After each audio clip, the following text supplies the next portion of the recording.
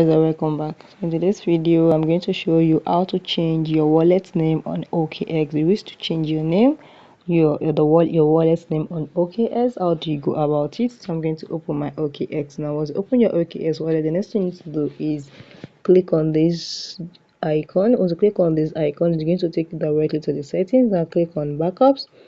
Once click on backups, which wallet do you want to change? So I'm going to change this. Just click on it. Then click on this pencil menu. You'll be able to change the wallet here. You can see, just erase it.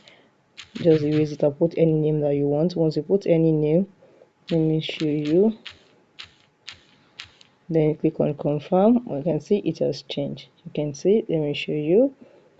Okay, it has changed. It's very you can see it's very easy. So guys, if you found this video helpful, smash the like button, drop a comment and subscribe.